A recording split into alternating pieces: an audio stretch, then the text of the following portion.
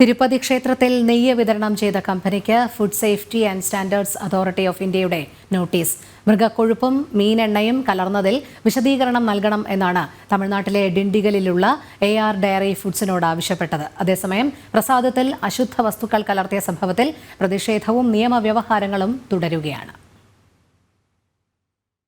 തിരുപ്പതി ലഡു നിർമ്മിക്കാൻ ഉപയോഗിക്കുന്ന നെയ്യിൽ മൃഗക്കൊഴുപ്പും മീനെണ്ണയും അടക്കം കണ്ടെത്തിയതിനു പിന്നാലെ കേന്ദ്ര ആരോഗ്യ വകുപ്പ് മന്ത്രി റിപ്പോർട്ട് തേടിയിരുന്നു.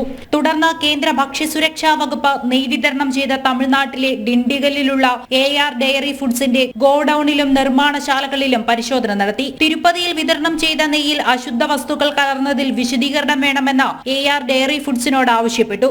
മറുപടി തൃപ്തികരമല്ലെങ്കിൽ കമ്പനിയുടെ ലൈസൻസ് റദ്ദാക്കുന്നതടക്കമുള്ള നടപടികളിലേക്ക് നീങ്ങും. അതേസമയം ലഡു വിവാദത്തിൽ സുപ്രീം കോടതി മേൽനോട്ടത്തിൽ അന്വേഷണം ആവശ്യപ്പെട്ട BJP നേതാവ് സുബ്രഹ്മണ്യ സ്വാമി സുപ്രീം കോടതിയിൽ പൊതുതാൽപര്യ ഹർജി നൽകി. ഇതടക്കം തിരുപ്പതി ലഡു വിവാദത്തിൽ നിരവധി ഹർജികളാണ് സുപ്രീം കോടതിയിലും ആന്ധ്രാപ്രദേശ് ഹൈക്കോടതിയിലും എത്തിയിട്ടുള്ളത്.